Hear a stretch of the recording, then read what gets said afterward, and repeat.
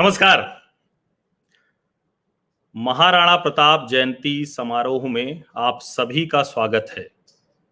वीर शिरोमणि महाराणा प्रताप समिति उदयपुर राष्ट्रीय तीर्थ द्वारा संचालित प्रताप गौरव केंद्र महाराणा प्रताप की जयंती के निमित्त 13 जून को, चूंकि ज्येष्ठ शुक्ल तृतीया से 12 से 20 जून तक एक राष्ट्रीय विमर्श का कार्यक्रम महाराणा प्रताप गौरव केंद्र ने करना तय किया और इस जयंती समारोह का उद्घाटन राष्ट्रीय स्वयंसेवक संघ के सर कार्यवाह माननीय दत्तात्रेय होसबाले जी ने किया। और उसके बाद प्रतिदिन शाम 5 बजे इस मंच पर राष्ट्रीय विमर्श के जो मुद्दे हैं, जो आज भारतवर्ष के सामने बड़े मुद्दे हैं, उनकी चर्चा हम लोग कर रहे हैं। आज हमारे लिए ये बहुत सौभाग्य की बात है कि राजनैतिक हिंसा से जूझता लोकतंत्र, इस महत्वपूर्ण विषय पर बात करने के लिए पश्चिम बंगाल के राज्यपाल श्रीमान जगदीप धनखड़ जी हमारे साथ शामिल हैं। और राज्यपाल महोदय को मैं स्वागत करता हूं महाराणा प्रताप जयंती समारोह में। इस राष्ट्रीय तीर्थ, ये जो गौरव का हमारे राजस्थान, पूरे भारतवर्ष के गौरव का केंद्र है, उसकी तरफ से मैं स्वागत करता हूं। और माननीय राज्यपाल महोदय का मैं एक छोटा सा परिचय देता हूं, उसके बाद फिर मैं उनको अपना वक्तव्य के लिए, उनके वक्तव्य के लिए आमंत्रित करूंगा। राजस्थान के झुंझुनू जिले में किठाना गांव, वहां आपका जन्म हुआ 18 मई 1951 को और बचपन से ही मेधावी रहे जगदीप धनखड़ जी। 5वीं कक्षा में उनको मेरिट पर वो सैनिक स्कूल में उन्होंने दाखिला लिया और उसके बाद एक अच्छी शिक्षा लेते हुए उन्होंने बीएससी ऑनर्स किया, बाद में लॉ उसकी उपाधि ली और बाद में फिर वो प्रैक्टिस भी किया उन्होंने और सर्वोच्च न्यायालय तक उन्होंने कानून की, जो कहें कि एक अच्छे विद्वान अधिवक्ता के तौर पर उन्होंने अपना दायित्व निर्वहन किया। राजनीतिक जिम्मेदारी भी उन्होंने खूब निभाई। केंद्रीय मंत्री के तौर पर राजस्थान विधानसभा में और केंद्रीय मंत्री के तौर पर बाकायदा यूरोपीय यूनियन वो गए, जहां उस कमेटी के वो डिप्टी चेयरमैन थे। इसके अलावा वो कई महत्वपूर्ण पार्लियामेंट्री कमेटीज के भी सदस्य रहे हैं, अध्यक्ष रहे हैं, राजस्थान बार काउंसिल के अध्यक्ष रहे हैं और समय समय पर जो महत्वपूर्ण सामाजिक विमर्श के मुद्दे रहे हैं, उस पर एक प्रखर आवाज के तौर पर उनको पहचाना जाता रहा है। अभी पश्चिम बंगाल जैसे बेहद संवेदनशील राज्य के राज्यपाल के नाते अपनी जिम्मेदारी, अपना कर्तव्य निर्वहन कर रहे हैं। और आज का जो विषय है, जिसको हम लोग अगर कहें कि ये पूरे देश भर में सबसे महत्वपूर्ण विषय है, बंगाल से वो दृष्टि बहुत ज्यादा कहें कि पैनी हो जाती है, तीखी हो जाती है, संवेदनशील भी हो जाती है। उस दृष्टि को हम लोग जानने समझने की कोशिश आज करेंगे और मैं अब कोई और समय या औपचारिकता न करते हुए राजनैतिक हिंसा से जूझता भारतीय लोकतंत्र, इस विषय पर अपना वक्तव्य रखने के लिए माननीय राज्यपाल महोदय को आग्रह करता हूं। सर्वप्रथम हर्षवर्धन जी, मैं प्रताप गौरव केंद्र राष्ट्रीय तीर्थ का आभार प्रकट करना चाहता हूं। मेरा जुड़ाव भी रहा है और जो ये कार्यक्रम चल रहा है प्रताप जयंती समारोह, उसके अंतर्गत एक अत्यंत महत्वपूर्ण मुद्दे की ओर ध्यान आकर्षित किया जा रहा है। राजनीतिक हिंसा से जूझता लोकतंत्र। लोकतंत्र के अंदर सबसे गरिमामयी बात क्या है? आम आदमी लोकतंत्र में अपने आप को सुरक्षित पाता है। आम आदमी ये महसूस करता है कि यदि लोकतंत्र में मेरे मानवीय अधिकारों पर कुठाराघात होगा तो संस्थागत तरीके से उनका निराकरण होगा। जहां भी कुठाराघात होगा वो फरियाद लेकर जा सकता है और उसको कहीं न कहीं राहत मिलेगी। दूसरा, यदि अगर वहां राहत नहीं मिलती है तो सिस्टम के तहत वो न्यायिक व्यवस्था के तहत भी दरवाजा खटखटा सकता है। ये लोकतंत्र का सबसे महत्वपूर्ण मुद्दा है।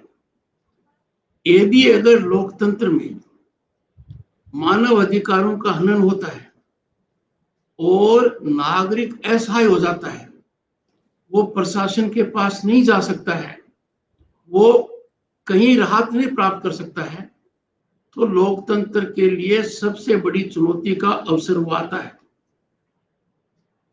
पश्चिम बंगाल में यह चुनौती बहुत कड़ी है। मैंने खुद देखा है कितनी भयानक है। आप अंदाजा लगा सकते हो कि राजनीति में हिंसा होने का मतलब लोकतंत्र पर सबसे बड़ा खतरा पैदा करना। पश्चिम बंगाल आज के दिन देश और दुनिया में राजनीतिक हिंसा का प्रयोगशाला बन गया है। आप अंदाजा लगाइए, गत चुनाव जो हुए 4 प्रांत और 1 यूनियन टेरिटरी में हुए। तमिलनाडु में सत्ता परिवर्तन हुआ, आसाम में निरंतरता रखी गई, और रक्त रंजित सिर्फ पश्चिम बंगाल हुआ। पश्चिम बंगाल में हिंसा पराकाष्ठा पर रही, और ये बहुत ही चिंता और चिंतन का विषय है, खास तौर से पश्चिम बंगाल की भौगोलिक स्थिति को देखते हुए। पूरे चुनाव प्रक्रिया के दौरान ये चुनौती था, और चुनाव नतीजे आने के बाद जो बर्बरता देखी गई है, जो तांडव नृत्य देखा गया है, जो लोगों को प्रताड़ित किया गया है, उसकी कोई कल्पना नहीं कर सकता। मैंने बड़ा प्रयास किया कि ऐसा न हो, पर चुनाव के दौरान राज्य की माननीय मुख्यमंत्री ममता बनर्जी ने इसके बीज बो दिए थे। चुनाव के दौरान माननीय मुख्यमंत्री ने 2 बातें खास कही। पहली, उन्होंने चेतावनीपूर्ण तरीके से कहा कि सेंट्रल फोर्सेज यहां सदा नहीं रहेंगी। आशय साफ था, हमारे साथ रहो। सेंट्रल फोर्सेज की उपस्थिति की वजह से आपने विवेकपूर्ण निर्णय कर लिया तो वो चले जाएंगे, उसके बाद हम आपको देख लेंगे। जो उन्होंने कहा वो जमीनी हकीकत मैं रोज देख रहा हूं। दूसरा, चुनाव के दौरान आशा नहीं की जा सकती कि कोई व्यक्ति ऐसे गरिमामय पद पर है और वो ये चुनौतीपूर्ण तरीके से कहेगा अपने कार्यकर्ताओं को, विशेषकर महिलाओं को, कि वो सेंट्रल फोर्सेस का विरोध करें। ये तब डर गया था। 2 मई को जब नतीजे आने शुरू हुए और लगा कि सत्तारूढ़ दल वापस आ रहा है, हिंसा का तांडव नृत्य चालू हो गया। 3 तारीख को मैंने कलकत्ता के पुलिस कमिश्नर, राज्य के डीजीपी और गृह सचिव को बुलाया, और मैंने उनको कहा कि आप शाम तक मेरे को एक रिपोर्ट दो, और रिपोर्ट में ये इंगित करो कि हालात वास्तव में क्या है, उन हालात को काबू करने के लिए आपने अब तक क्या उपाय किए हैं और आगे आपकी क्या योजना है। शाम को जब मेरे पास रिपोर्ट नहीं आई तो मैंने दोनों को फोन किया। कितनी बड़ी विडंबना है, कितने अफसोस के साथ मुझे कहना पड़ रहा है। दोनों ने कहा हमने हमारी रिपोर्ट प्रेषित कर दी है गृह सचिव को, उन्होंने आगे नहीं की। वो रिपोर्ट आज तक राज्यपाल को नहीं मिली। मैंने माननीय मुख्यमंत्री से बात की, शपथ नहीं ली थी उन्होंने।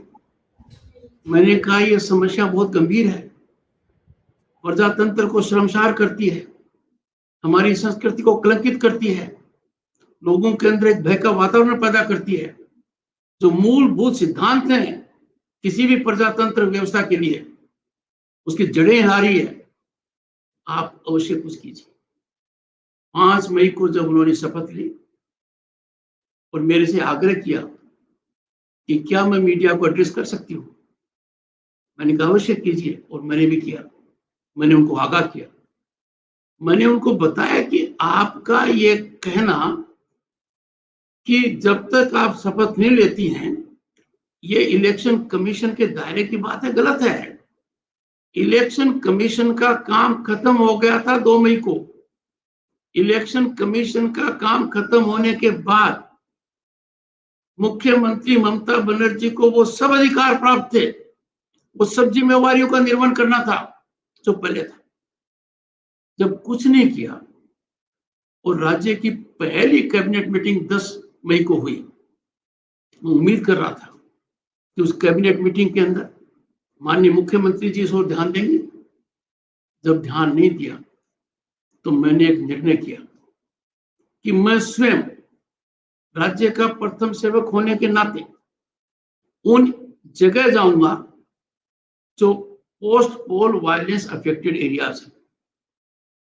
सरकार ने एक कदम उठाया और मेरे को सूचना भेजी कि राज्यपाल राजभवन के बाहर सरकार से सहमति प्राप्त कर ही कदम रख सकता है।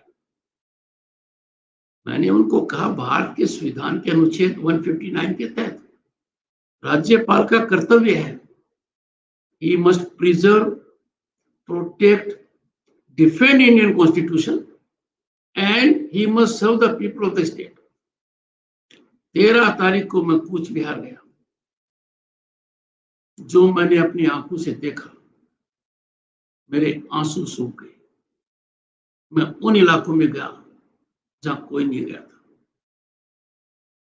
लगातार एक के बाद एक हाउसेज वर डिस्ट्रॉयड। लगातार मेरे को लोग बता रहे थे हम रात को घर में नहीं रह सकते। उनके जो कमर्शियल एस्टेब्लिशमेंट्स थे, आउट ऑफ वंडलिज्म उनको डिस्ट्रॉय किया गया।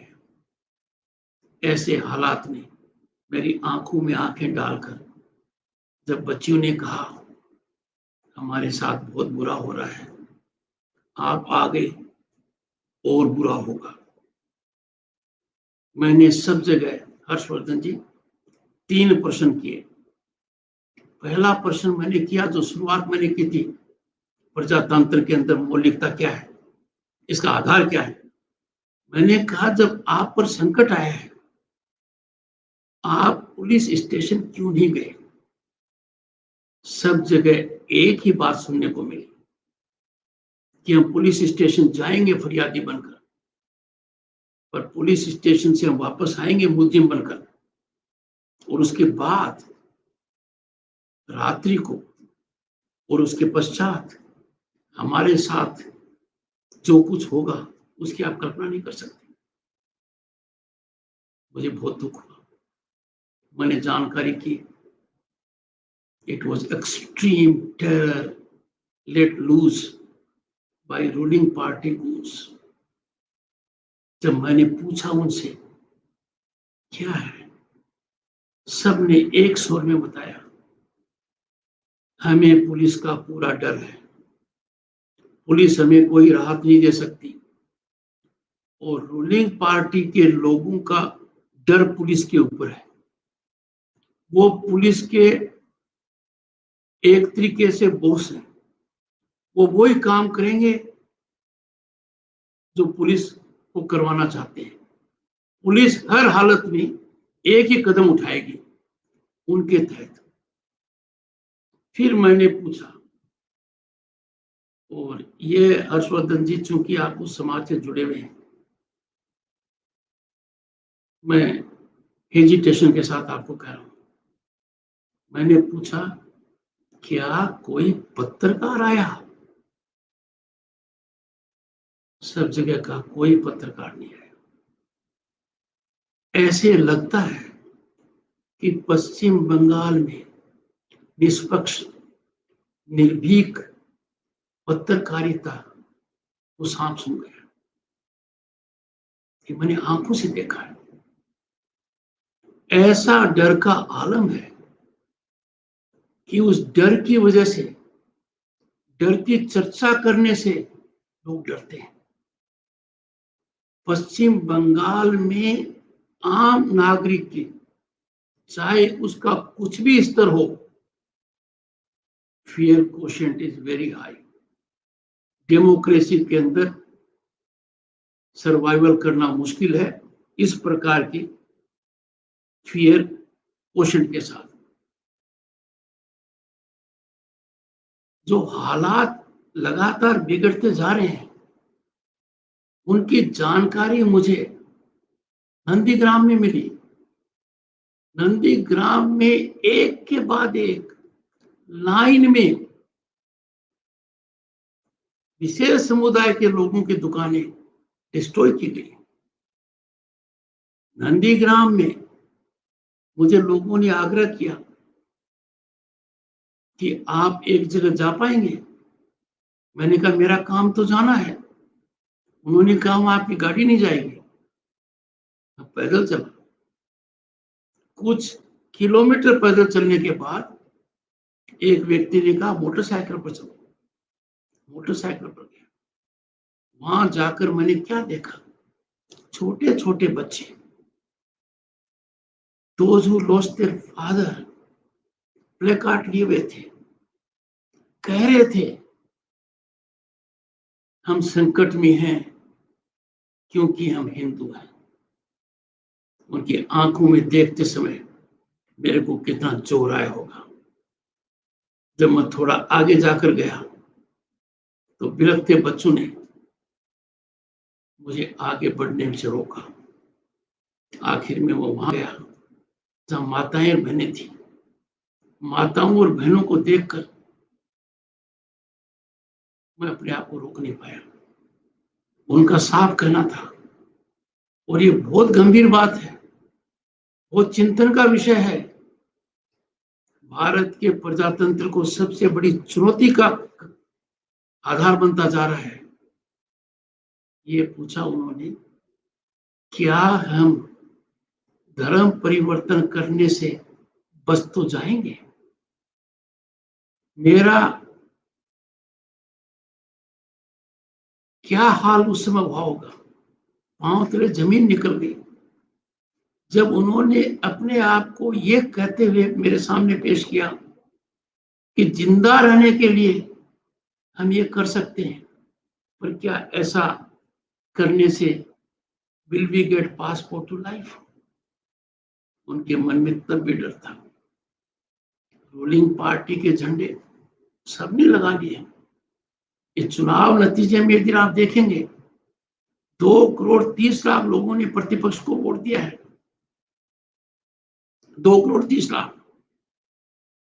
ऐसे जबरदस्त समर्थन के बाद यदि अगर प्रतिपक्ष का ये हाल हो कि हर आदमी ये कहे कि अपने को बचाने के लिए मैं झंडा लगा लूंगा, अपने को बचाने के लिए मैं धर्म परिवर्तन कर दूंगा। पश्चिम बंगाल में आज के दिन 2 कैटेगरी के लोग हैं। एक कैटेगरी वो है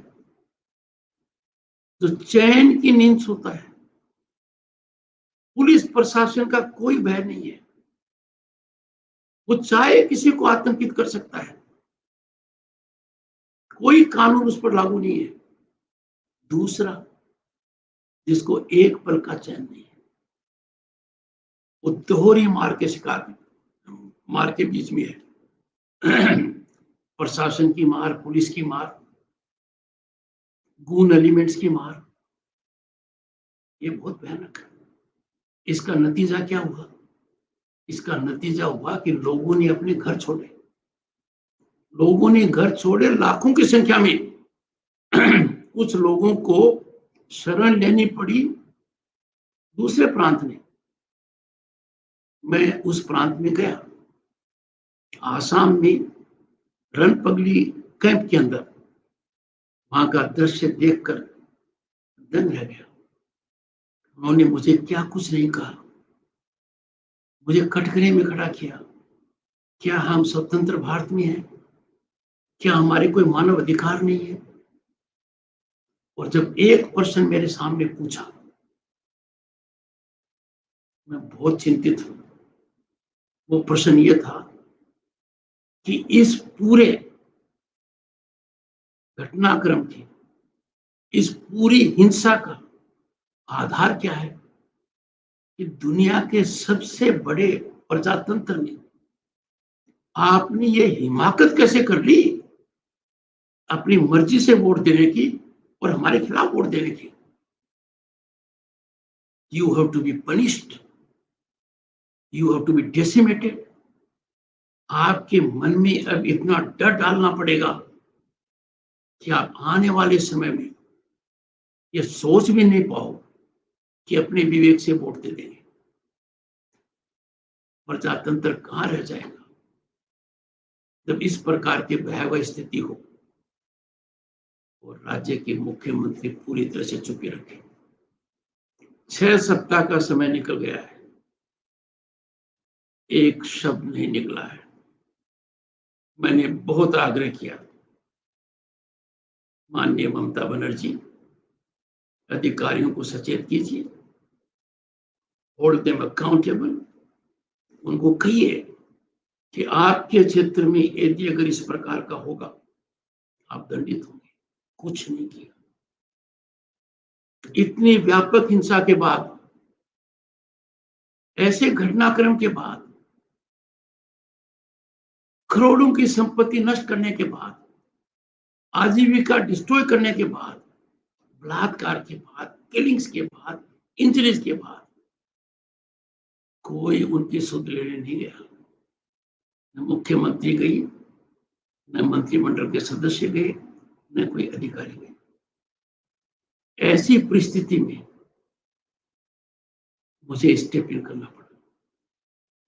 मैंने सोचा कि एक कैबिनेट मीटिंग में सोचा नहीं होगा, दूसरी में, तीसरी में, चौथी में।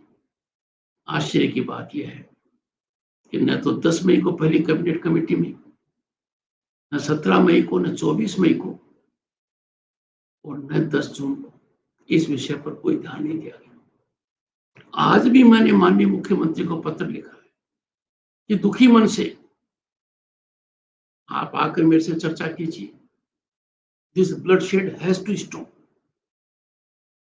पर ये रुकने का नाम नहीं ले रहा है। अब ये सेकंड स्टेज में पहुंच गया है।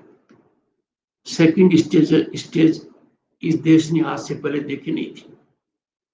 सेकंड स्टेज ये है कि व्यक्ति को अपने घर में रहने के लिए टैक्स देना पड़ रहा है। हालात यहां तक हो गए हैं कि कहा जा रहा है आप मालिक हैं, पर अब से आप टेनेंट रहेंगे। अपने घर में आप मालिक नहीं रहेंगे। व्यापार करना है, हमें टैक्स दीजिए।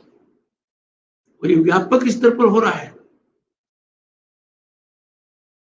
लोगों ने क्या किया बचने के लिए? लाउड स्पीकर से घोषणा चालू कर दी, हमने बीजेपी को वोट देकर गलती की है, हम शर्मिंदा हैं, हम आजीवन टीएमसी को ही देंगे। लाउड स्पीकर से, लाउड स्पीकर के बाद सड़क पर आकर कहना चालू कर दिया। यदि अगर विश्व के सबसे बड़े डेमोक्रेटिक नेशन में एक ऐसा भूभाग है जहां पर इतना बड़ा अत्याचार होता है, तो पीड़ा तो होती है और चिंता भी बहुत ज्यादा होती है। ये जो एक्सटोर्शन मनी का कंसेप्ट चालू किया है, ये बहुत भयानक है। देश की न्यायिक व्यवस्था के समक्ष ये मुद्दा है। राज्य स्तर पर भी है, राष्ट्र स्तर पर भी है। मैं ज्यादा इस पर नहीं बोलूंगा, और मैं इतना अवश्य कहूंगा कि जो लोग अपना घर छोड़कर चले गए थे, उनकी जो घर वापसी हो रही है बहुत बड़ी कीमत पर हो रही है। उनका सब कुछ लूट गया है, उनसे रकम वसूली की जा रही है। और ऐसा दृश्य कभी सोचा नहीं था कि स्वतंत्र भारत में होगा। मुझे उम्मीद है, मेरे में पूरी उम्मीद की किरण है। मैं मानकर चलता हूं कि it's a dark tunnel, the tunnel is getting longer and longer. At end of the tunnel निश्चित रूप से लाइट आएगी। मेरे से समाज का हर वर्ग संपर्क में है। वो मेरे को कहते हैं कि राज्यपाल जी, आपने तो कहा था कि मैं सभी वायलेंस अफेक्टेड एरियाज को विजिट करूंगा। मैंने 13, 14, 15 को किया, 16 को कंप्लीट लॉकडाउन लगा दिया। मैं मेरी शपथ को हर हालत में विंडिकेट करूंगा। जो ही लॉकडाउन उठेगा मैं उन इलाकों में जाऊंगा। पर इस पूरे घटनाक्रम में एक जो सबसे कमजोर कड़ी, जिसका राष्ट्रवाद में कोई विश्वास नहीं है, जो कड़ी अपने कानूनी दायित्वों से दूर भटक गई है, जो अपनी वर्दी को और अपनी नौकरी को पूरी तरह शर्मसार करती है, वह सरकारी कर्मचारी। पश्चिम बंगाल का सरकारी कर्मचारी राजनीतिक नौकर बनकर रह गया है। उसने अपने कानूनन दायित्वों को पूरी तरह तिलांजलि दे दी है और वो एक ही तरीके से आगे बढ़ रहा है कि जो रूलिंग पार्टी कहेगी वो हम करेंगे। पश्चिम बंगाल की चुनौती पश्चिम बंगाल तक सीमित नहीं है। पश्चिम बंगाल की चुनौती राष्ट्र तक भी सीमित नहीं है। पश्चिम बंगाल से जुड़े हुए लोग, पश्चिम बंगाल में हित रखते हुए लोग मेरे को बहुत अपनी चिंताएं व्यक्त की। उन्होंने कहा है, राज्यपाल जी आप कुछ हस्तक्षेप करो। मुझे व्यक्तिगत रूप से बहुत कुछ सुनना पड़ रहा है। लोग मुझे कहते हैं, आप कब तक अपनी जबान से काम करोगे? हमें आपसे उम्मीद है। क्या हमारी इस पीड़ा को देखकर आपका दिल नहीं पसीजता है? क्या हमारी पीड़ा को देखकर आपको नहीं लगता है कि कोई तो रास्ता कानून के दायरे में होगा? मैं सांत्वना देता हूं, मैं उनको बार बार समझाता हूं और मैं कहता हूं कि we are a democratic nation.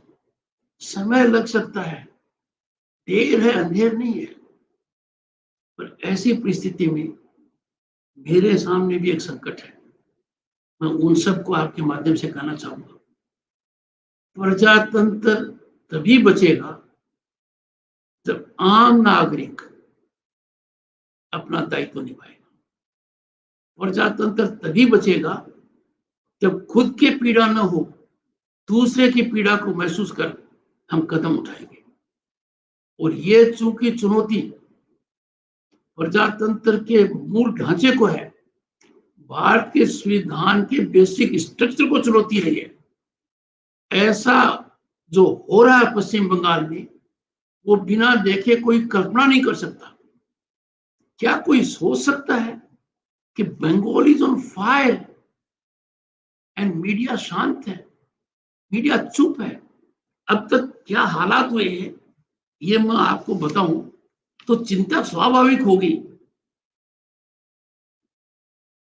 294 assembly constituencies हैं। ये जो आग है, बंगाल बीइंग ऑन फायर, जहां लोगों पर अत्याचार हो रहे हैं, रोक टोक अत्याचार हो रहे हैं, प्रशासन उस अत्याचारी को मदद करता है, उसको कोई मलहम नहीं लगाता है जो पीड़ित है। This fire is in 247 constituencies. Post poll violence में मैं पहले की बात नहीं कर रहा हूं। More than 40 people have been killed, rapes have taken place. ऐसी पोजीशन के अंदर मेरा आग्रह रहेगा देश के हर नागरिक से कि इस समय वो अपना नागरिक होने का धर्म निभाए। जब नागरिक होने का धर्म निभाया जाएगा तो ही हमारे मौलिक अधिकार बचेंगे। कितना ही निरंकुश शासन हो, एक न एक दिन तो उसको कानून का रास्ता फेस करना पड़ेगा। राज्य का प्रथम सेवक होने के नाते, अपने दायित्वों के प्रति सजग होने के नाते मेरी तरफ से इसमें कोई कमी नहीं है। मुझे ये कहते हुए थोड़ा संतोष भी है कि अब लोगों को थोड़ा विश्वास आने लग गया। लोग थोड़े जागरूक हो रहे हैं, लोग समझ रहे हैं कि इस प्रकार से नहीं चलेगा। इस वायलेंस की पृष्ठभूमि में यदि जाएंगे तो इसकी जड़ें बहुत गहरी हैं, इसकी जड़ें भयानक हैं, इसकी जड़ें देश की सुरक्षा को चुनौती देने वाली हैं। The demographic invasion that has taken place will be one of the factors for such kind of vandalism, hooliganism। आप रैम्पेंट वायलेंस करते हैं, आर्सन, लूट, किलिंग्स करते हैं। ये सब आज के दिन सोचने की आवश्यकता है। हर्षवर्धन जी, मैं स्थिति को देखते हुए बहुत कुछ जो मैं बताना चाहता हूं मैंने आज तक मीडिया को नहीं बताया। I don't want to generate sensation. I don't want to create a scene where people lose hope. पर आज के दिन जब मैं देख रहा हूं, चूंकि आप एक विशेष वर्ग के हो, you have to be hopeless, you have to be helpless, you have to surrender, you have to give up voluntarily, you have to be second-rate citizens। और ऐसा यदि अगर हो रहा है तो वो चिंता और चिंतन का विषय है।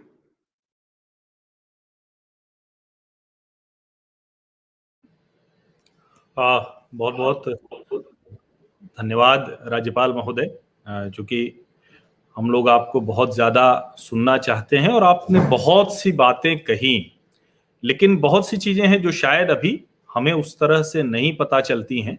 और अगर मैं ये कहूं कि आप अगर वहां राज्यपाल नहीं होते, आप अगर वहां संवैधानिक प्रमुख के दायित्व पर नहीं होते, तो शायद अभी भी बहुत सी बातें नहीं लोगों को पता चलती। आपने जो बात कही और जो मेरे सामने ढेर सारे प्रश्न आ रहे हैं, क्योंकि ये आपका साक्षात्कार, ये आपके साथ हो रही चर्चा रितम सहित और जो प्रताप गौरव केंद्र का फेसबुक, यूट्यूब और दूसरे सोशल मीडिया है, इसके अलावा करीब 1 दर्जन प्लेटफॉर्म पर लाइव जा रहा है। प्रताप गौरव केंद्र के जरिए हम ये बहस, इस चर्चा को देश भर में और पूरी दुनिया में इसको मेन स्ट्रीम यानी मुख्य धारा का मुद्दा बनाना चाहते हैं। एक प्रश्न राज्यपाल महोदय मैं आपसे करना चाहता हूं, यहां से मैं शुरुआत करना चाहता हूं। एक तरफ हम लोगों को ये दिखता है कि आप राज्यपाल नहीं होते तो पश्चिम बंगाल की भयावह स्थिति देश दुनिया के सामने नहीं आती, लेकिन कहा जाता है, आपके ऊपर आरोप लगाना शुरू कर दिया जाता है और कई बार ये प्रश्न उठता है कि राजभवन की भूमिका क्या हो लोकतंत्र में, केंद्र और राज्य के संबंधों के बीच में राजभवन की भूमिका क्या है, और क्या वो जो एक लक्ष्मण रेखा है, जो कॉन्स्टिट्यूशनल लाइन है, कहीं उसके आर पार जाने जैसा कुछ मसला भी है क्या? यहां से मैं सवाल शुरू करता हूं, क्योंकि बहुत से प्रश्न हैं, तो सबसे पहला और सबसे आवश्यक प्रश्न यही है। हर्षवर्धन जी, ये महत्वपूर्ण प्रश्न है। संवैधानिक पद पर बैठा हुआ हर व्यक्ति मर्यादा से बाउंड है, मेरा भी निश्चित रूप से मानना है। जिस दिन मैं अपनी मर्यादा को क्रॉस करूंगा, मैं गलत करूंगा। मैं आपको खास तौर से 2 बात बताता हूं। आप भारत के संविधान के तहत मेरी शपथ देखिए एज राज्यपाल और मुख्यमंत्री की शपथ देखिए एज चीफ मिनिस्टर। मुख्यमंत्री की शपथ क्या है? वो संविधान के अनुरूप काम करेगी और कानून के अनुरूप काम करेगी। कहीं मेरी शपथ क्या है? I will preserve, protect and uphold Indian constitution. ये मेरा दायित्व है और जनता की सेवा करूंगा। अब आप देखिए, राज्यपाल एक इजी पंचिंग बैग है। यदि अगर केंद्र में एक सरकार है और राज्य में दूसरी पार्टी की सरकार है, तो ये बहुत आसान है कहना कि राज्यपाल किसी राजनीतिक दल की बात को आगे बढ़ा रहा है या केंद्र का पिटलगू हो गया है। मैं लगातार कहता रहा हूं और मैं आपको भी कहूंगा, आप बहुत वरिष्ठ पत्रकार हैं, I am not a post office, I am not a rubber stamp. मैं राजभवन में फिडल नहीं कर सकता जब बंगाल फायर करो। मैं एक ही स्क्रिप्ट मानता हूं, वो इंडियन कॉन्स्टिट्यूशन। मैं एक ही जगह से कमांड लेता हूं, जो इंडियन कॉन्स्टिट्यूशन है। पर मैं आपसे पूछता हूं, हर उस पत्रकार से पूछता हूं, और जिन्होंने मुझे सीधा इंटरव्यू किया उनसे पूछा, मेरे को कोई नहीं बता पाया। Please tell me one instance where this governor has transgressed the area. मुझे किसी ने नहीं बताया। मैं जो भी कर रहा हूं लिखित में करता हूं, मेरे ट्विटर हैंडल के माध्यम से करता हूं, मुझे किसी ने नहीं बताया।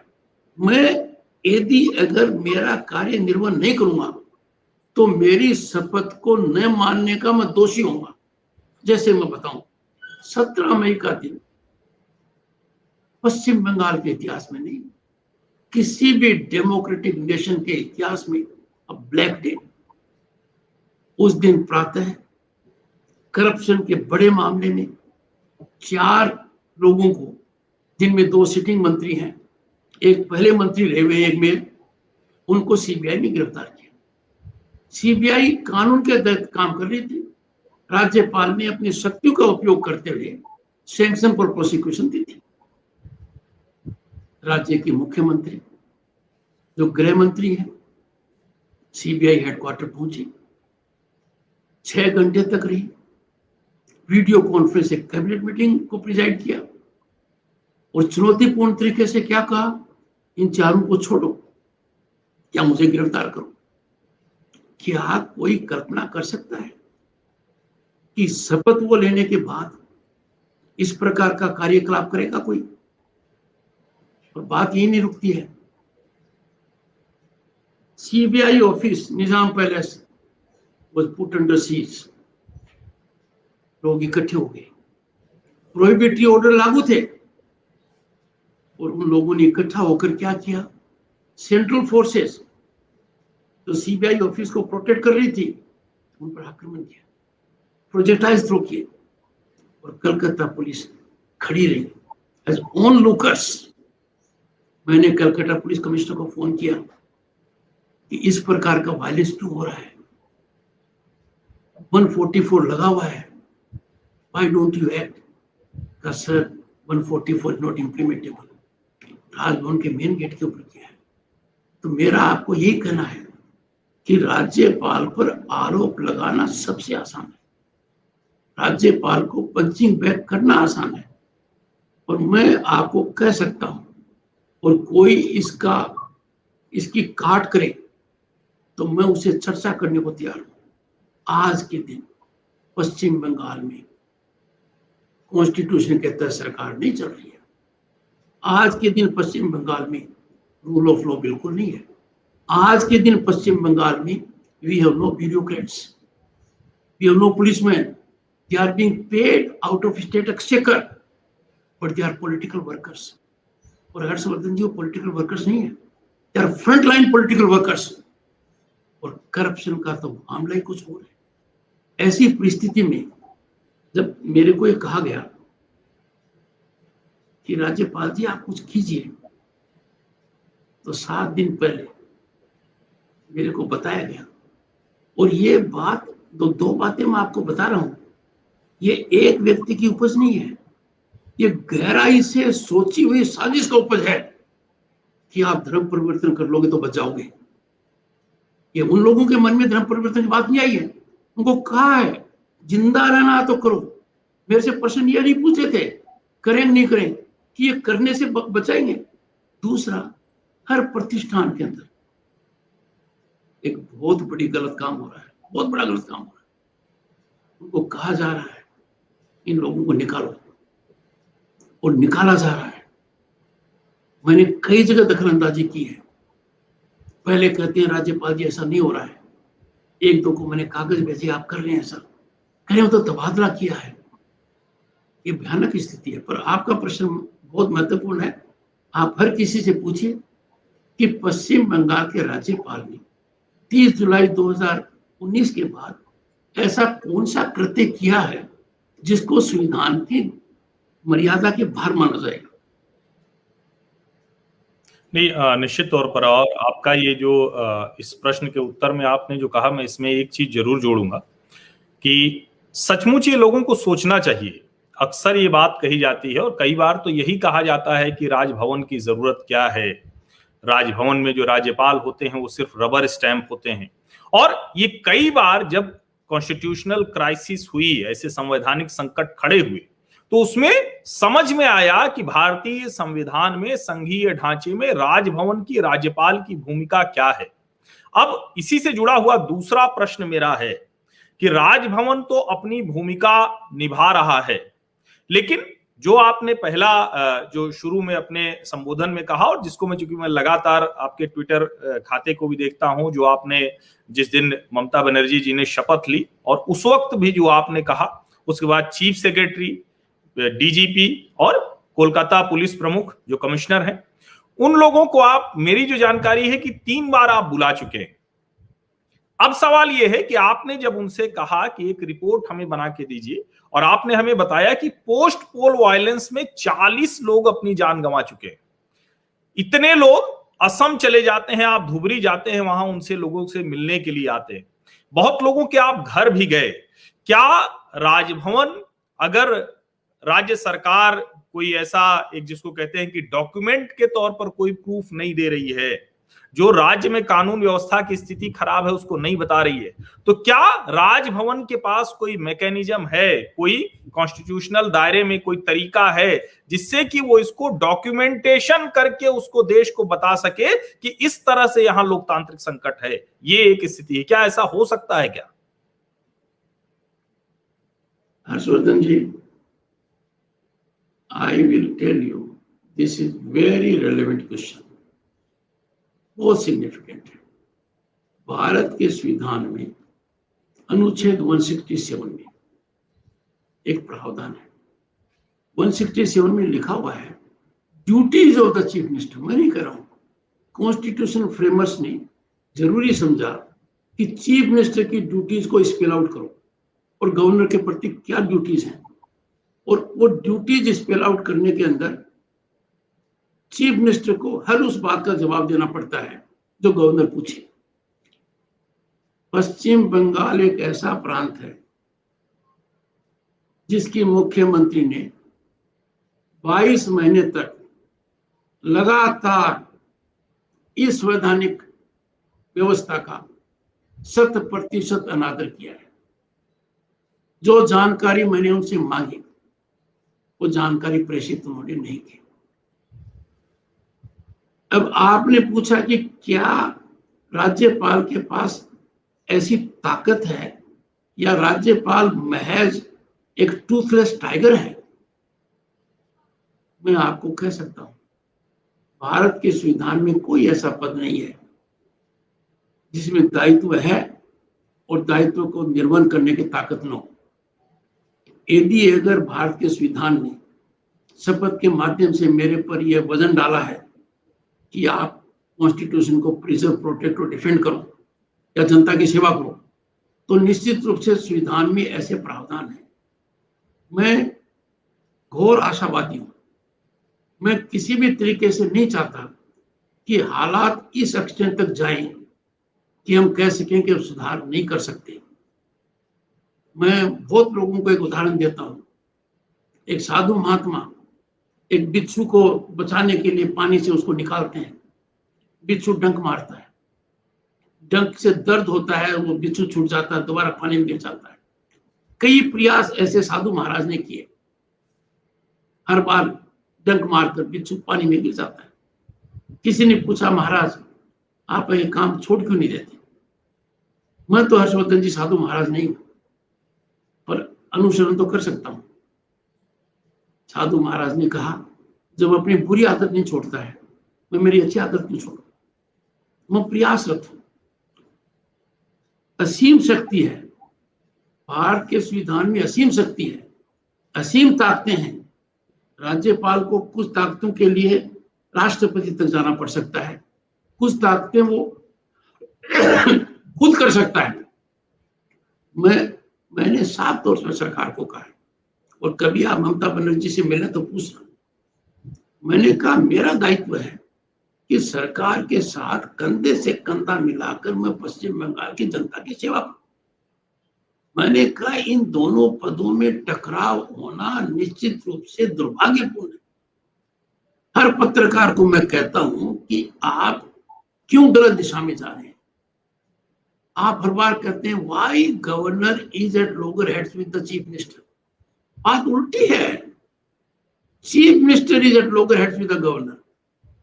यदि अगर मैं आपको बताऊं कि जिस बिच्छू ने साधु महाराज के डंक मारे, उस तरीके से मैंने राज्यपाल की हैसियत से कितने डंक सहे हैं। मैं बहुत बर्दाश्त करने वाला व्यक्ति हूं।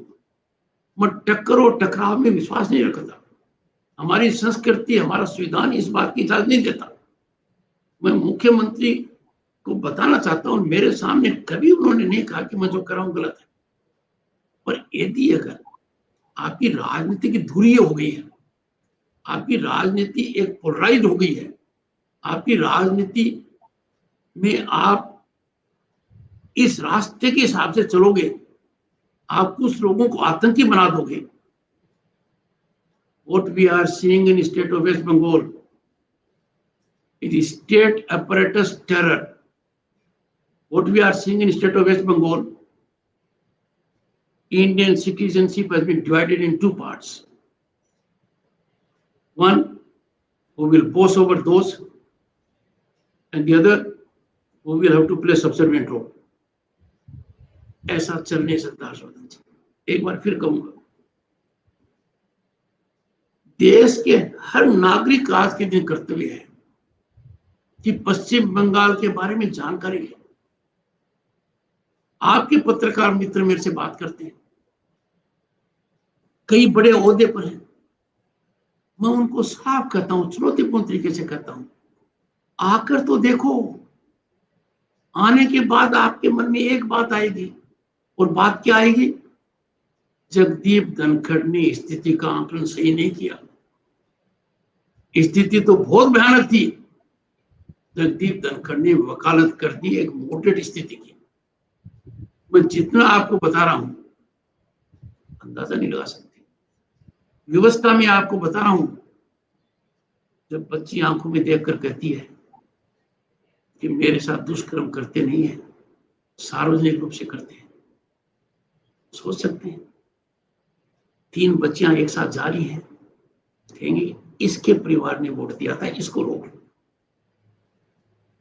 टेरर ऐसा किया जा रहा है कि पीढ़ी दर पीढ़ी आप ये नहीं सोच पाओ कि क्या हम राइट टू वोट को एंजॉय कर पाएंगे। ये हालत है। आप जो स्थिति बता रहे हैं वो सुनते हुए सचमुच रोंगटे खड़े होते हैं, क्योंकि ये हमने कोई ऐसा नहीं है कि सिर्फ राज्यपाल महोदय के जरिए ये बातें सुनी है। लगातार इस तरह की रिपोर्ट्स आनी शुरू हुई हैं, और शायद उसकी एक वजह ये थी कि भारतीय जनता पार्टी, चूंकि कांग्रेस ने तो राष्ट्रीय पार्टी के तौर पर अपनी भूमिका ही छोड़ दी, वो शायद इसी से खुश है कि भारतीय जनता पार्टी को हरा सकते हैं क्या। लेकिन पश्चिम बंगाल जैसे राज्य में, एक राज्य जहां पहले से ही सीमावर्ती राज्य होने की वजह से कई संवेदनशील मसले हैं, कई बातों को लेकर वहां पहले से ये चर्चा होती रही कि कई ऐसे इलाके हैं जहां सांप्रदायिकता हावी है। जो एक बात आपने कही कि चूंकि लोगों को अगर यही डरा दिया जाए कि आप वोट नहीं दे सकते, या मैंने किसी को वोट दिया तो मेरी जान का खतरा हो गया, मेरे घर परिवार पर खतरा हो गया, मेरे घर की महिलाओं को खतरा हो गया, तो शायद इससे ज्यादा लोकतंत्र के लिए घातक कुछ नहीं होगा। अब मेरा प्रश्न उसी से जुड़ा हुआ है कि क्या ये जो भयावह स्थिति है जिसको हम सब जान रहे हैं, जो पिछला प्रश्न था उसी से जुड़ा हुआ है कि क्या इसको लेकर कोई रिपोर्ट आपने केंद्र सरकार या माननीय राष्ट्रपति महोदय को भेजी, या भेजने जा रहे हैं क्या, जिसमें इसका पक्के तौर पर ब्यौरा हो? क्योंकि सर्वोच्च न्यायालय में जो याचिका आई जिसमें 6 वर्ष की बच्ची के सामने उसकी 60 वर्ष की दादी के साथ दुष्कर्म हुआ, भयावह खबरें हैं ये। मतलब खबर कहते हुए भी थोड़ा सा जुबान लड़खड़ाती है मेरी। तो क्या ऐसी कोई रिपोर्ट वो आप केंद्र सरकार को या माननीय राष्ट्रपति महोदय को भेज चुके हैं या भेजने की तैयारी में हैं क्या? हर्षवर्धन जी, हर राज्यपाल हर महीने राज्य में जो भी गतिविधियां हैं उसका विवरण केंद्र को भेजता है, माननीय राष्ट्रपति जी को, उपराष्ट्रपति जी को, प्रधानमंत्री जी को और गृह मंत्री जी को। इसकी सार्वजनिक चर्चा नहीं हो सकती। मैं केंद्र को क्या रिपोर्ट प्रेषित करता हूं, उसमें हालात का क्या आकलन करता हूं, इसकी सार्वजनिक चर्चा होना अनुचित रहेगा। मैंने आज तक नहीं की है। पर मैं इतना जरूर कह सकता हूं कि मेरे कर्तव्यों का निर्वहन करने में मैं सजग हूं और लोगों के भयानक पीड़ा को देखते हुए, भयावह स्थिति को देखते हुए, और जब मैं पाता हूं कि लोग कितने असहाय हैं, कैसे नतमस्तक हो जाते हैं, आप अंदाजा कीजिए, राज्य का बड़े से बड़ा अफसर, पुलिस का हो चाहे प्रशासनिक सेवा का हो, यदि अगर उन मठाधीशों के थोड़ा भी खिलाफ चला जाता है, सबसे पहले उसको चिंता होती है खुद की सुरक्षा की, खुद के परिवार की सुरक्षा की। भारतीय संविधान में एक प्रावधान है, अनुच्छेद 361, कि राष्ट्रपति और राज्यपाल के खिलाफ मुकदमा नहीं हो सकता। रूलिंग पार्टी के एक सांसद, वरिष्ठ अधिवक्ता भी है, सार्वजनिक रूप से कहा, राज्यपाल के खिलाफ हर थाने में मुकदमे दर्ज कराओ। जब ये राज्यपाल नहीं होंगे तो हम इनको देख लेंगे। आप अंदाजा लगा सकते हो। मेरा ये कहना है कि राज्यपाल का एक दायित्व है, पर सबसे बड़ा दायित्व इस पूरे मामले में उन लोगों का है जिनको आज के दिन याद करना चाहिए कि हमें आजादी कैसे मिली है। मैं गया हुआ हूं अंडमान निकोबार, सेलुलर जेल देखी है मैंने, वहां मैक्सिमम लोग पश्चिम बंगाल के थे।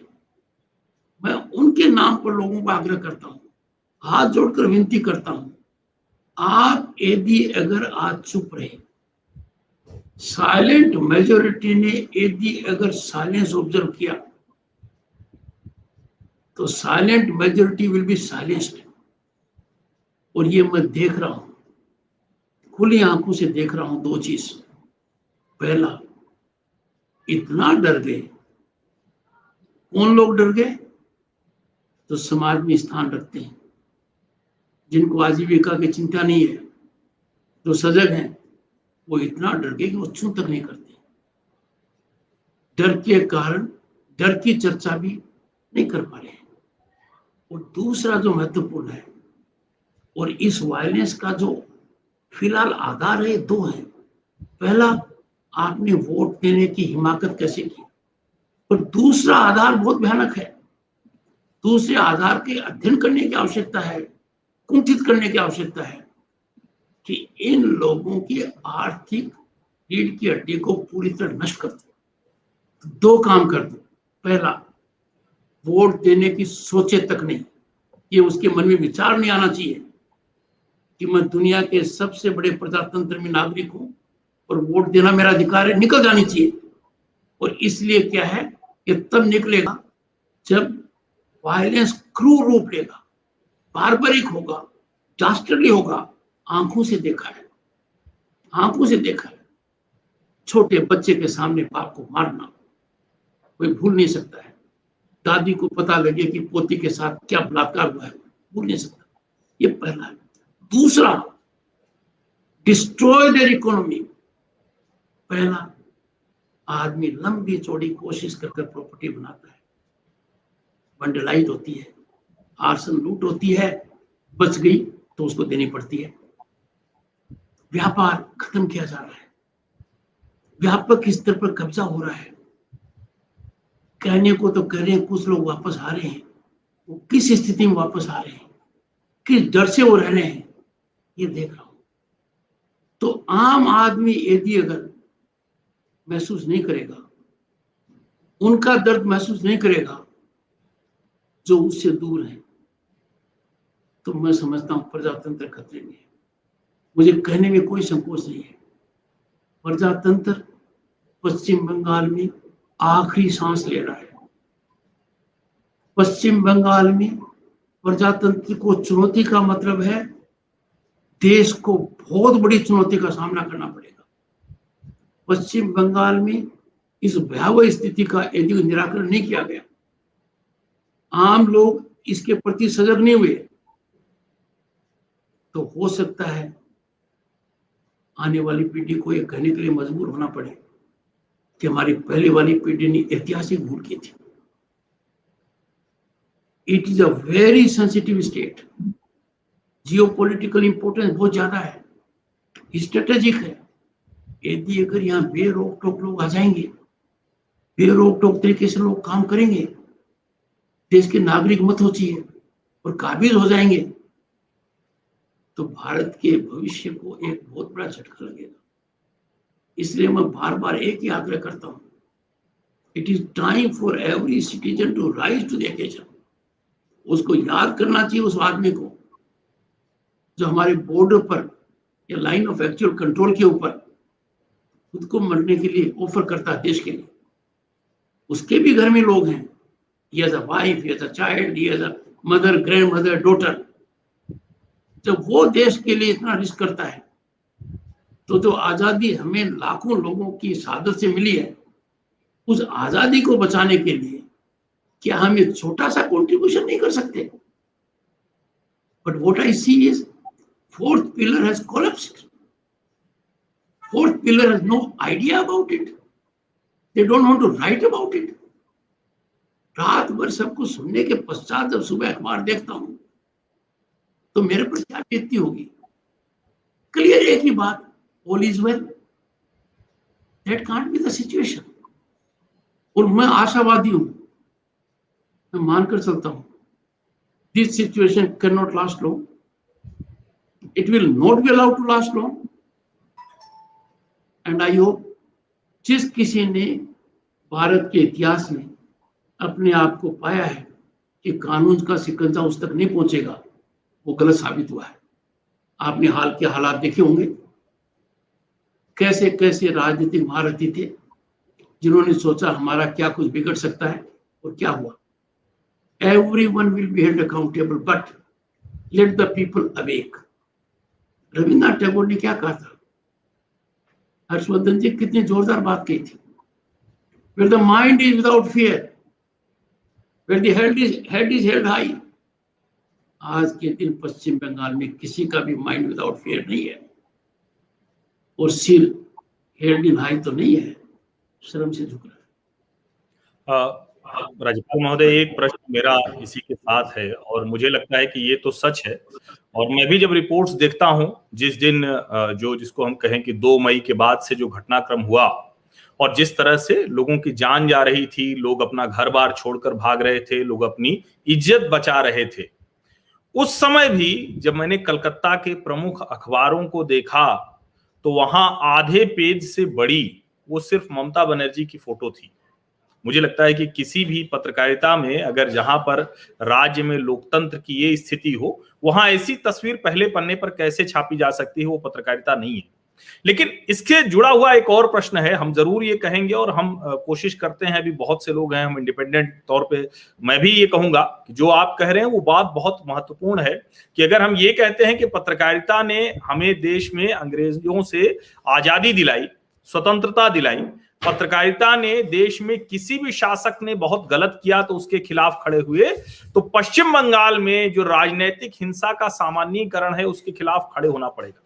लेकिन जो एक बात आप बार बार कह रहे हैं, हिंदू होना यानी हिंदू आप नहीं रह सकते हैं, उससे जुड़ा मुझे याद आता है कि खुद ममता बनर्जी जी ने जब तक वो सरकार में नहीं थी, रोहिंग्या मुसलमान, बांग्लादेशी घुसपैठिए, इसको लेकर संसद तक में सोमनाथ चटर्जी जी उस वक्त लोकसभा के अध्यक्ष थे और उन्होंने ये मुद्दा बहुत जोर शोर से उठाया था। लेकिन अब उसकी चर्चा नहीं होती है।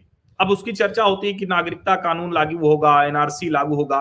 पश्चिम बंगाल में वहां के लोगों को जब ये स्थिति हो गई कि हिंदू होने पर रहना मुश्किल है, तो क्या ये आवश्यकता तुरंत नहीं है कि पश्चिम बंगाल में भारत के नागरिकों की पहचान की जाए, सुनिश्चित किया जाए कि जो भारत के लोग हैं वो निश्चिंत तरीके से, बिना भ्रम के, बिना किसी इस तरह के भय के, बिना किसी डर के अपने जो कहें कि संपत्ति, अपनी संस्कृति, जिसको हम ममता जी की भाषा में बोले तो मां माटी मानुष बचा सकें, क्या इसका बहुत कहें कि इससे बड़ा वक्त नहीं होगा कि वहां के नागरिकों की पहचान हो, वो बहुत जरूरी हो गया है?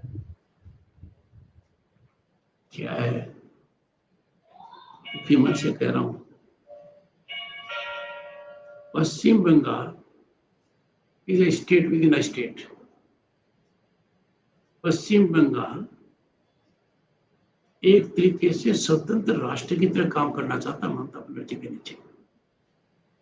पश्चिम Bangal is a police state. Paschim Bengal में वो सब अब वो प्रेजेंट हैं गवर्नेंस में, which constitute a police state. और ऐसी हालत में जो देश हित का काम है उसमें सरकार का पहला रिस्पॉन्स होता है जल्दी we will not do it. Mamata Banerjee is at war with the centre on every issue concern. और कॉन्स्टिट्यूशन में ममता बनर्जी की आस्था है, ये मुझे कहते हुए बहुत जोर आ रहा है। मैं नहीं कह पाऊंगा क्योंकि कॉन्स्टिट्यूशन के तहत जो भी मूल्य हैं they are being totally outraged. Indian constitution का सबसे बड़ा ज्वेल है प्रियम्बल। प्रियम्बल में है इक्वलिटी, सोशल जस्टिस, इकोनॉमी, वो तीनों डिप्राइव की जा रही है। आज के दिन सबसे प्रिविलेज्ड कौन है? हिंदू नहीं है। आज के दिन अंदाजा लगाइए, पुलिस थाने में कुछ लोगों के खिलाफ मुकदमा दर्ज नहीं किया जा सकता। लगाइए अंदाजा हर्षवर्धन जी कि पॉपुलेशन के अनुपात में उनके खिलाफ कितनी एफआईआर दर्ज हुई है। जो सबसे बड़ा भयानक मामला मेरे सामने आया है, आज के दिन यदि अगर कुछ भी अपराध हो गया, कोई भी कमीशन जांच करे, आधी रात को दस्तक पड़ेगी, पुलिस जाएगी, रूलिंग पार्टी के हरमट जाएंगे, गुंड्स जाएंगे, रोग एलिमेंट जाएंगे और वो कहेगा ये तो हमारा आपसी झगड़ा था, इसके अंदर कत्ल हो। उनका पूरा प्रयास एक बात पर रहता है, इसको पोस्ट पोल वायलेंस से दूर रखो। बलात्कार होगा तो भी उसको दूर रखो। An attitude of non cooperation with the centre is so enormous.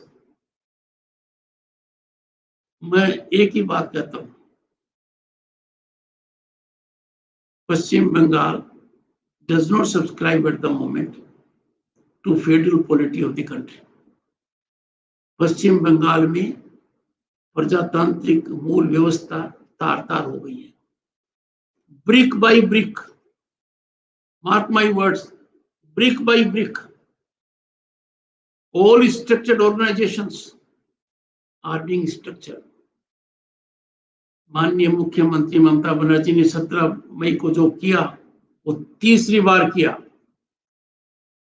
पहली बार मदन मित्रा के दौरान किया, दूसरा राजीव कुमार के दौरान किया। एक सिटिंग चीफ मिनिस्टर संविधान को के तहत काम करने के शपथ लेने के बाद इस प्रकार का काम करे। मेरा यही रहेगा कि थोड़ी उनमें सद्बुद्धि आए, भारत के संविधान में पूरा विश्वास रखें और आम नागरिक हर हालत में इस स्थिति का आकलन करे and like a foot soldier of the constitution must open the chest to save Bharat. Challenge is to the unity, integrity, security of Bharat and that challenge is too serious. We can not allow loose cannons in the state of West Bengal to be destroying a large populace और state apparatus कुछ नहीं करेगा। मैंने हर्षवर्धन जी बड़े अधिकारियों से बात की है, वो लज्जित नहीं होते, मैं लज्जित होता हूं जब वो कहते हैं कि हम कुछ करने की हालत में नहीं है। I am talking of the officials at the highest level. They talk to, not to Jagdeep Dharkar, they talk to governor. We are in a state of crisis in West Bengal. we are facing greatest challenge to any democracy in the world in the state of West Bengal, and that challenge is very serious. उस challenge को आपका fourth state, मैं दुख के साथ कह रहा हूं, will have to be held accountable. मैं रोज अखबार देखता हूं, हालात की गंभीरता को देखते हुए प्रतिपक्ष के नेता और 50 विधायक मेरे से कल मिले। कुछ अखबार में उसका जिक्र नहीं है, कुछ भी। ये कोई छोटी घटना नहीं है। वहां आकर विधायकों ने क्या बताया, कैसे किसके साथ बलात्कार हुआ, मर्डर हुआ, एक एक से अलग अलग मैंने बात की। मैं मानकर चलता हूं, चुनाव हो गया, नतीजा आ गया, जनता ने किसी को आशीर्वाद दे दिया। सत्तारूढ़ पक्ष और विपक्ष दोनों जनता की सेवा करने में सहयोगी हैं, उनमें टकराव का कोई स्थान नहीं होना चाहिए। न टकराव राज्यपाल और मुख्यमंत्री के बीच में होना चाहिए, और ये टकराव नीतिगत है। ये टकराव एक राजनीतिक षड्यंत्र के तहत है। ये टकराव उन लोगों को खुश करने का है कि आप मेरे वोट बैंक हो। मैं वोट बैंक को सुरक्षित रखना चाहती हूँ, मैं वोट बैंक पर आंच नहीं देना चाहती हूँ। अब तो मैं इस वोट बैंक को और बढ़ाना चाहती हूँ। I want to be there. आधार क्या है? जो लोग आज विक्टिमाइज हो रहे हैं, जिन लोगों की लड़कियों के साथ बलात्कार हो रहा है, जिनकी प्रॉपर्टी को लूट किया जा रहा है, आर्सन हो रहा है, किलिंग्स हो रही है, मौके पर वो लोग इंडियन डेमोक्रेसी को फेल करते हैं। वो अपने आप को कटघरे में डालें आज के दिन। मैं ये राज्यपाल किसी भी दृष्टि से पॉलिटिकल स्टेक होल्डर नहीं है। कौन पार्टी सत्ता में आती है नहीं आती है मेरा काम नहीं है। किस पार्टी का क्या एजेंडा है वो पार्टी जाने, पर मेरा एक काम है कि जो भी कुछ हो कानून के दायरे से हो, in accordance with rule of law हो। ऐसा नहीं हो, ये चिंता का विषय जी। राज्यपाल महोदय, आपके प्रश्न से एक प्रश्न निकल कर आता है, और अक्सर ये बोला जाता है बंगाल की पहचान के तौर पर, और इसको इस तरह से भी बोलते हैं कि जो बंगाल की संस्कृति है, जो बंगाल का साहित्य है, जो बंगाल का एक तरह से कहें कि जो पूरा बंगाल है, जिसके बारे में अंग्रेजी में कहा जाता है कि what Bengal thinks today India thinks tomorrow. इसके पीछे मूल बात क्या थी? इसके पीछे चूंकि रविंद्रनाथ टैगोर, नेताजी सुभाष चंद्र बोस, श्यामा प्रसाद मुखर्जी, और जो बंगाल की धरती से हर क्षेत्र में, जिसको हम बार बार कहते हैं कि समाज के किसी भी क्षेत्र में यहाँ की स्टैंपिंग बड़ी तगड़ी है, बहुत जबरदस्त पहचान है। आपने जैसे कहा कि पत्रकार के तौर पर, और मुझे लगता है कि जो मीडिया है, जो पत्रकार हैं, वो उन चीजों को बहुत ठीक से नहीं दिखा रहे हैं। क्यों नहीं दिखा रहे हैं, ये न समझ में आने वाली बात है। लेकिन जब हम कहते हैं कि बंगाल जो आज सोचता है वो भारत कल सोचेगा, बंगाल के ऊपर ठप्पा लगा दिया गया कि यहां हिंसा, दुष्कर्म, राजनीतिक तौर पर कुछ भी कर देना, किसी भी स्तर तक गिर जाना, ये पहचान बना दी गई। वो जो भद्रलोक है, वो बंगाल जिसको मैं बात कर रहा हूं कि कला, शिक्षा, संस्कृति, साहित्य, राजनीति, हर क्षेत्र में जो बहुत आगे था, जो औद्योगिक तौर पर बहुत आगे था, क्या उन लोगों को ये आगे आने की न इच्छा होती है? क्या वो ऐसा सोचते भी नहीं है? क्योंकि आपके साथ बहुत से ऐसे लोगों का, जिसको हम भद्र लोग बंगाल का कहते हैं, उनकी चर्चा, चिंता होती होगी। क्या उनको नहीं लगता कि बंगाल इस तरफ जा रहा है, ये तो बंगाल ही नहीं रह जाएगा, खत्म हो जाएगा? दुनिया का कोई विश्वविद्यालय नहीं है जो नामी है और वहां बंगाली माइंड नहीं है, कोई नहीं। नोबेल लॉरेट्स देखेंगे, सब जाते हैं यहाँ पर। इतिहास की पृष्ठभूमि में जाएंगे, we can be proud of. दुनिया ने उनके सोच को माना है, दुनिया ने उनकी इज्जत की है। पर आज के दिन कलकत्ते का क्या हाल है हर्षवर्धन जी? मैं तो देख रहा हूं, youth is not in west Bengal, it has drifted. Family की जो ह्यूमन कैपिटल है, go to any Bengali family also. I salute mother पुरुष, उनका बच्चा बंगाल में काम नहीं कर रहा है।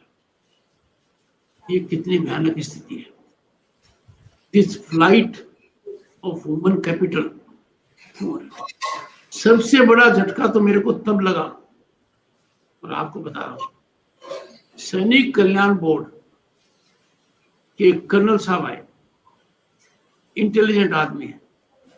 मैंने उनसे ऐसे ही पूछ लिया कि एक्स सर्विसमैन की यहां संख्या क्या है।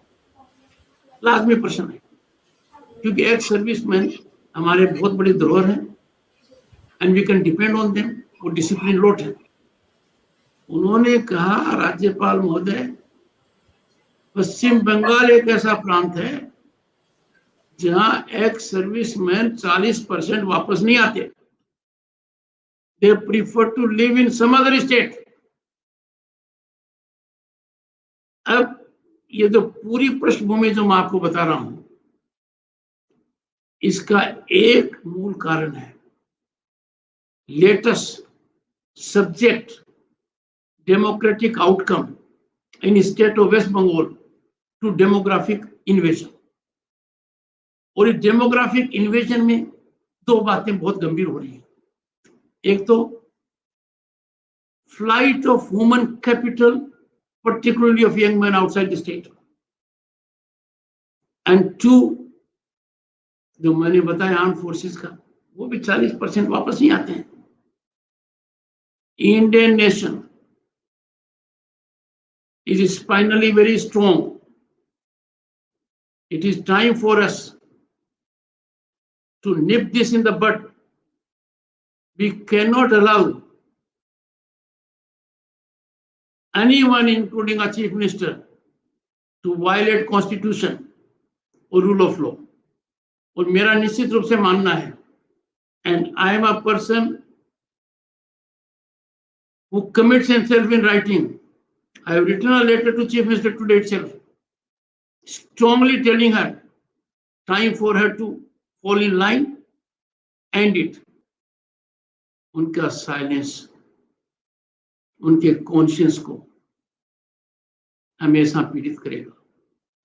बहुत सी बातों के ऊपर मैंने उनको देखा है। पूरे देश ने राम मंदिर को सराहा, तो निर्णय आया, इट ग्लाइडेड डाउन।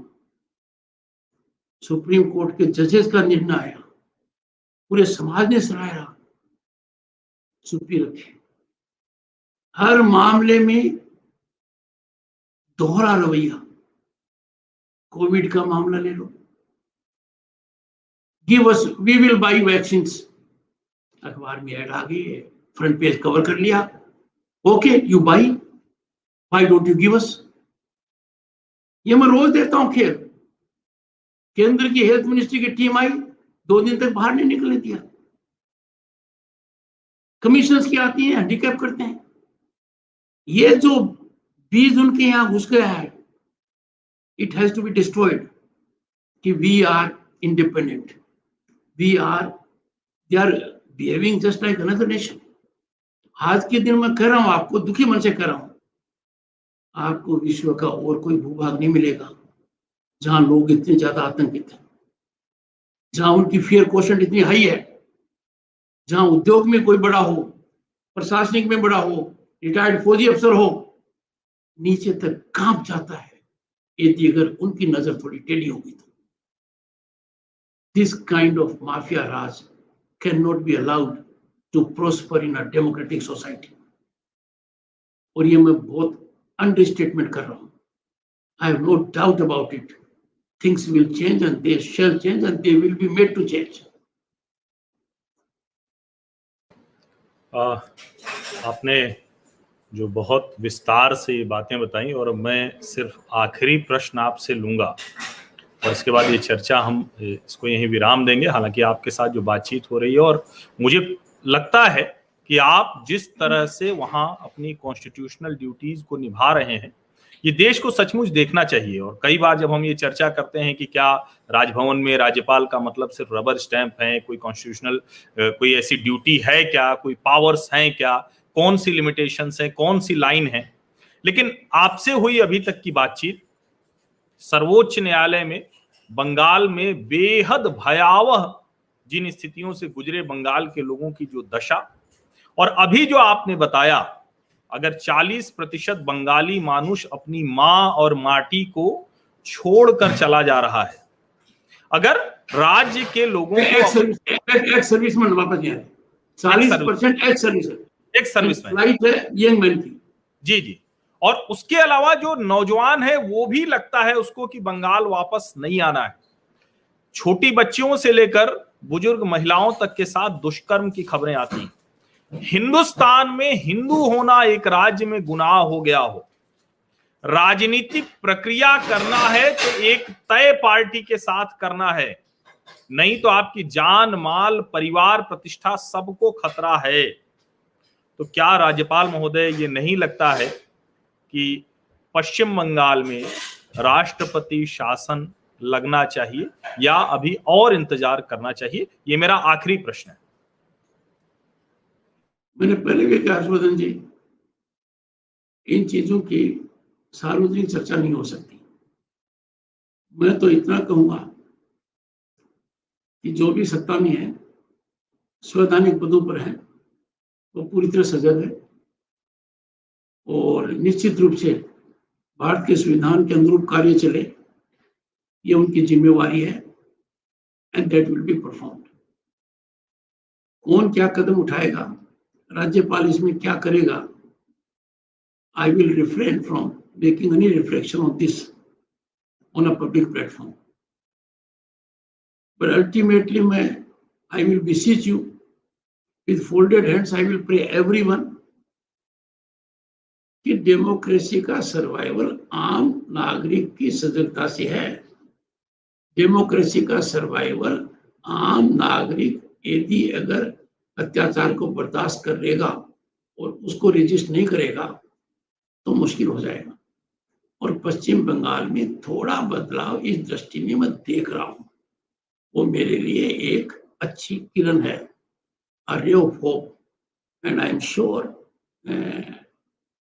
आपने जो पूछा है, फोर्थ स्टेट को मैं बहुत अनुरोध कर चुका हूं, आपके माध्यम से फिर करूंगा, please do not overlook such alarmingly worrisome scenario in state of West Bengal. Overlooking it will mean we are overlooking integrity, security, and stability of the country. This is a state, a frontline state, a state having international borders. We cannot allow demographic variations of that nature that eat into our democratic fabric and tarnish it forever. ये मेरा आपसे prayer है। बहुत बहुत धन्यवाद राज्यपाल श्रीमान जगदीप धनखड़ जी। आपने प्रताप गौरव केंद्र के राष्ट्रीय विमर्श की इस कोशिश को आगे बढ़ाया, और धन्यवाद इसलिए भी क्योंकि जिस तरह से आपने संवैधानिक दायित्वों का निर्वहन करते हुए, संवैधानिक लक्ष्मण रेखा का ध्यान रखते हुए राज्य के लोगों के हित के लिए, लोकतंत्र को जीवंत रखने के लिए जो प्रयास किया है, और उसको आप जिस तरह से लोगों के सामने उन्हें जागरूक करने का प्रयास कर रहे हैं, ये अपने आप में सराहनीय है। आपने समय निकाला, इसके लिए आपका बहुत बहुत आभार। पूरे प्रताप गौरव केंद्र और जो भी वीर शिरोमणि महाराणा प्रताप समिति है, उनके सभी पदाधिकारियों, सदस्यों की तरफ से बहुत बहुत आभार आपका। धन्यवाद।